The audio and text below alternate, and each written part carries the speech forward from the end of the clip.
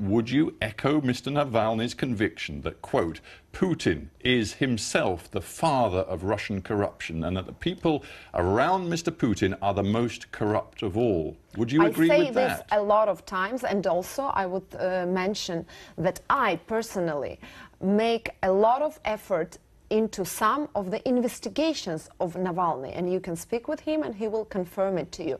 At least 2 his investigations were done with my help. So of course I think the whole system is corrupt, and of course the system was built by Putin. So you'd like to see Putin investigated and charged? But what I'm saying, that I don't like when people personally insult him, and Alexei Navalny is also doing this. He was coming on the square and saying, look, he has Botox in his face. This I detest. I don't like to speak personally. But you're accusing him of criminal corruption. You're accusing Mr. Putin of criminal corruption. But I'm not saying about, you know, the way he looks. No, forget the way he looks. I don't call him with some words. No, I'm not interested in his looks. I'm interested in his criminal corruption. Do you want to see Vladimir Putin put on trial? I want to see independent trial of all the cases of corruption in Russia. Of course, yes. But also I have a very important goal which I have to reach with Navalny or without Navalny.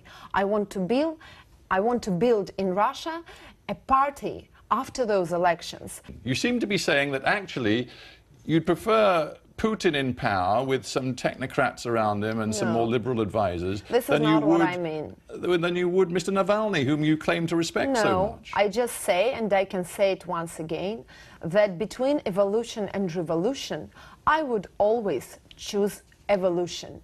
And if this way will be done by Putin or by someone else, I think it's the best way for Russia, the evolutionary way of liberalization, the new perestroika. This is my main goal. I don't want another revolution on the streets, because this will be blood and we know how it ends up. But I'm continuing to wrestle with this simple idea of where you actually sit when it comes to Vladimir Putin and power. For example, I don't sit with Vladimir Putin. Well, clear up some confusion for me with my father when I was 10 years old, but you know, children sometimes really revolt against the system created by someone close to their parents. So that's quite logical. Again, all right, you are the main quote-unquote opposition candidate fighting Vladimir Putin. I'm not quote-unquote, but I am an opposition leader. And what happens is this, and it's the most likely scenario according to all the polls, that Vladimir Putin scores an overwhelming, huge victory.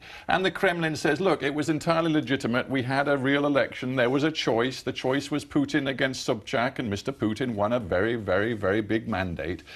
How will you feel about that?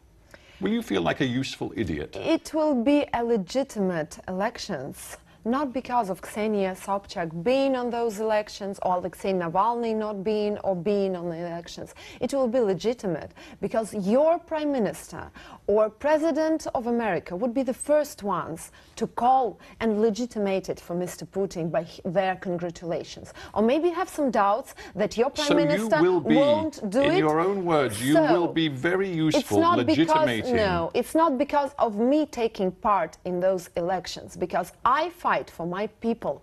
I want them to be heard. I want Mr. Putin to see how many people are against him in our country, because there are many people who are against his policy.